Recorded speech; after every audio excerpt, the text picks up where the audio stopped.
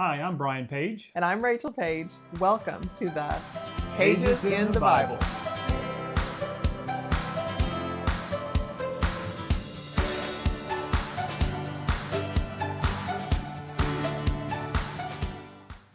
All right, so welcome to day three of our chronological reading. And so today we are picking up on the story of Noah and finishing up on the flood account. And then before we're done today, we'll also talk about the Tower of Babel. So let's reconnect with Noah and the flood account.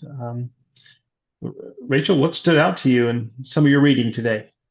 Yeah, so um, yesterday you highlighted for us that these waters and the flood, plus them sitting in that boat, were already at 5, pushing 6 months. And Yeah. so verse 1 really struck me in chapter 8. It says, "But Mhm. God remembered Noah." And at first I'm like, did he forget Noah? Did Noah feel Or, like he got forgotten? right. Possibly. Yes, very Uh, possible. What are we doing here, God? Um, yeah. but I really think it may have more to do with God knowing that it's the right time and bringing him to his remembrance. Like he's going, okay, we've come through X, Y, and Z. It's now time to activate the next part of this mission. So he's remembering Noah and all the wild animals and livestock with him in the boat. And he says, next, and Yeah. uh, and moves into God's creation 2.0. And I noticed some key phrases that you mentioned, I think on day one. Yeah. Do you remember what phrases were I present do. in day one, I do. And 1.0, this, and now we're in 2.0? yeah, and as they started popping up, I'm like, huh, there it is again. And so, and actually it shows up three times here, but we see that phrase, God saying both of the animals and also of humans, be fruitful Mm-hmm. and multiply. And so it's just interesting how, the in some ways, the Lord just wiped the slate clean, almost. Yeah. He kept some animals. He did spare, the family, but Mm-hmm. then he's back to his original plan: be fruitful and multiply. And Yeah. so, yeah, that stood out to me. Another parallel that I saw is chapter 9, verse 1. It again says, God blessed Noah and his sons. So here they are, they've come off the boat, they've made an altar, they are getting ready to move into Earth 2.0, and God again takes the time to bless them in this new venture. Yeah, and was that not also in the day one, I think? Yeah. Yeah. So again, it's just so interesting. It's almost like Groundhog Day. It's like, okay, we're going to try this again. Yep. And so Do it's kind over. of, yep. And again, very, very, very similar language, similar terms. When we look at verse 7, we're again looking at that phrase, be fruitful and multiply. But I see there's another word there that just stands out. It says populate the earth abundantly and multiply in it. So it's just um, you can just see God saying, let's get this done. Let's do Yeah. this. I created this whole earth, and I don't want you just in one little corner of it. There's all this playground. Go out there, spread out. Yeah.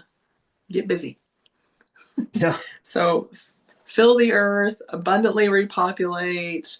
These are spoiler alerts for just a little bit. But the other thing that we see Mhm. is this time, Earth 2.0, God gives explicit directions. He says, I will require the blood of anyone who takes another person's life. Well, I wonder why he Mhm. felt the need to say that. Oh, wait, I remember. As soon as they came Yeah. out of the garden, Cain killed Abel. If a wild Yeah. animal kills a person, it must die. Anyone who murders a fellow human must die. Anyone takes a human life, that person's life will also be taken by human hands, for God made human beings in his own image. So God is just explicitly stating to what level he values life. And he's even giving us some nuance here between murdering and killing. Mm. So he values life so Yeah. much that he's even being explicit about the differences in death.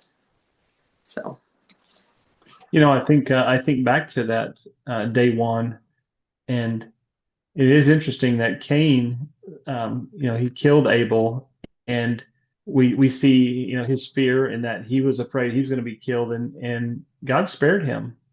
But if I recall, his family line was not pretty. There was a lot of evil in that family line, and it just makes me wonder what God's thinking here in the sense of, what, maybe He's thinking we're going to do it different this time. yeah, There's going to be a different plan set in place. So, mm-hmm. I agree. well, as we continue to read down through the chapter, one of the things that comes up, which is a fun story, I think that's oftentimes told in Sunday school, and it's the story about the rainbow. Who doesn't love, Yeah. rainbows? They're beautiful when you see them in real life. They're just a sight to be seen. But we realize that God specifically created the rainbow for a purpose, and it has significance. What do you see as the significance? And when I look at the rainbow, Brian, maybe it's just from all the years in Sunday school and teaching kids, but my brain is trained to think God keeps his promises. Mm, And he made this promise here to never destroy the whole world, all of creation, humans and animals, with flood. Um, so he's saying, I will remember my covenant with you. I'll remember the eternal covenant between God and every living creature on earth. That's just beautiful to me that God, again, we see him choosing to remember. yeah. One of the things that is always so interesting for me, and it's you could I've gotten to a place where I can almost predict whether there's a rainbow in the sky, and it happens Yeah, when you do like looking for him. yeah, you're driving along, and it's on those rainy days. There's been rain falling, or maybe it just stopped, and then all of a sudden the sun's shining. The clouds, you pass over, and the sun. And so as soon as I have those moments where there has just been rain, and boom, the sun's out, immediately I start looking for the rainbow. Oh, I And know.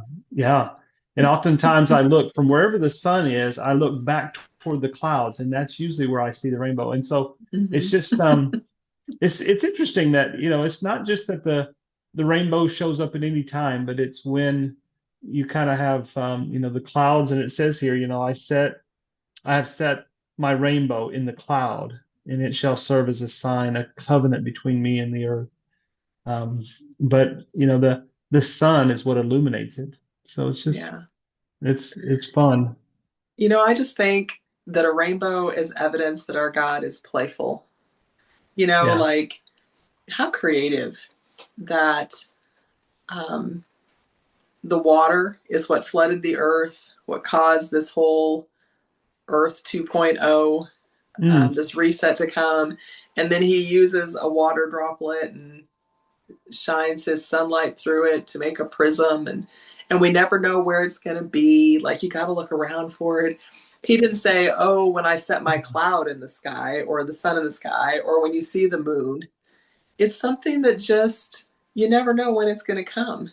And even when the yeah. conditions are perfect, we may not see one, but we Yeah. keep looking for it, and Yeah. it just makes me think, like I said, of God's just playful nature of, are you looking for me? Are you looking for me? Yeah. And it seems like what's interesting is it shows up, at least for me, it shows up just often enough to keep me curious and keep me Mhm. looking. Just like you said, Yeah. it's not as frequent as the rising of the sun, of a cloud passing over, of the, passing of the moon. It's really random. And Hmm. you might go 6 months without seeing one. You may go longer, but then all of Yeah. a sudden there it is. So, Yeah. Or you'll hmm, see a picture that somebody else took of one, and you'll be like, man, I didn't get to see it. yeah, yeah. But I think it's interesting that God says, when I see the rainbow in the clouds, I will remember Hmm. So it's not just that, about us remembering. yeah, that it's Him remembering too. And it makes me think of um, couples who are separated, friends who are separated. Um, we're separated right now by some distance. Yeah. And you choose to look on a star, and it doesn't matter where you are in the whole world, we're looking at the same star. Like it's this unifying romantic thing. But we kind of see that with the rainbow too. Like God's saying, I'm looking at it too, and I've made you a promise, and I'm going to keep that promise. Yeah. It's amazing. We serve an incredible Yeah. God. Well, as we continue to read, through the next couple chapters, we come to another story that's very significant Yeah. story, and that's the Tower of Babel. We see this in You know, chapter 11. in Genesis, we got to chapter 3, and we talked about how it was all happy and sunshine, and how you were like, oh, Genesis 3 is coming. And dun dun Yeah, dun. here we Here are we are again. again, happy and rainbows and, Earth Dun, dun, 2.0. And dun. now, dun dun dun. Yeah. What you got? Um, yeah, it's interesting. It's an interesting story. There's some things that I still find puzzling. As I read this, but you see where the people, begin to build a tower, and they talk you see you get a glimpse into their mindset. They say, um, come, let us build for ourselves a city and a tower whose top will reach into heaven, and let's make a name for ourselves. Otherwise, we will be scattered abroad over the face of all the earth. Yeah, We will be scattered abroad. Have we not just been talking about that? yeah. The God's explicit instruction, that Yeah, spoiler alert that we were talking about, to fill the earth, to repopulate in abundance, to move out, to take territory. And yeah, here to they fill the are earth. just in direct opposition to God's orders. Yeah. What's just percolating right now is that I think of when God made the animals, and then it says he made Adam and Eve, he gave them the assignment to manage the animals, if you will. And so it's interesting Mm-hmm. that he gives the assignment of both the animals to populate and scatter and fill the earth, and he gives man the assignment to populate and scatter the earth. And here we see man saying, no, let's gather here in one place. Let's build something that reached to heaven. I don't know if maybe that they had a mindset of maybe they would be like a god if they can, build a tower high enough. Sure. But we see them in direct opposition. And, I just think, of how they're trying to gather when one of their assignments is to manage the world that God gave. But Creation.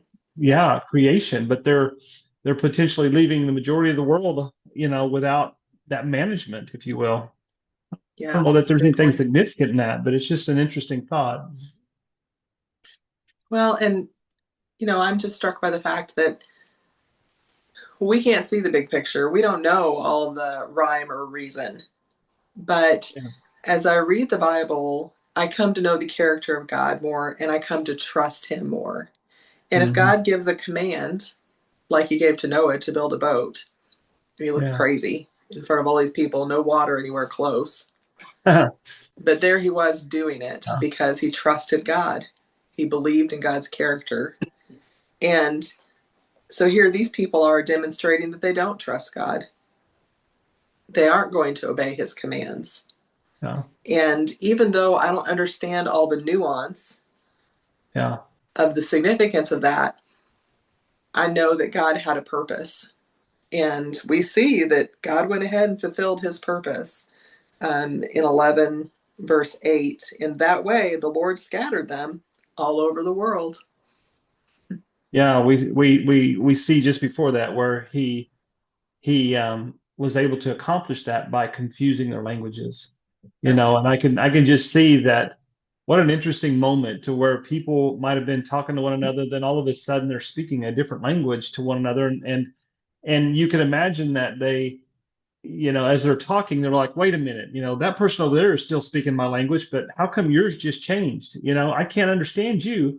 And you can just see these small groups of people gathering that had the same language and ultimately leaving in these groups, bands of people leaving because now they had a shared language that was different from others.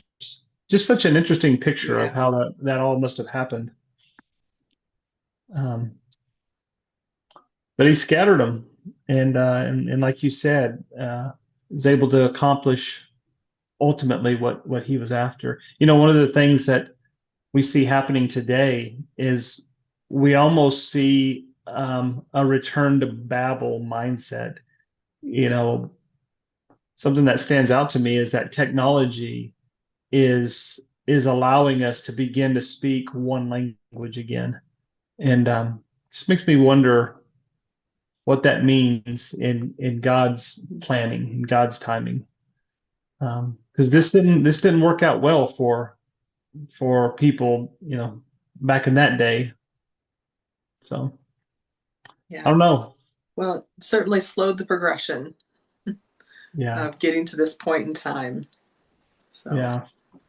Well, what a great day to get in God's word, and our encouragement to everyone is that if we will get in God's word and read that word, we will come to know God, who He is, and you talk about His character, um, and it'll change people's lives, and that's one of the things that we really want to leave people with is yeah. get in His word, read the word, know your God, and it'll change your life.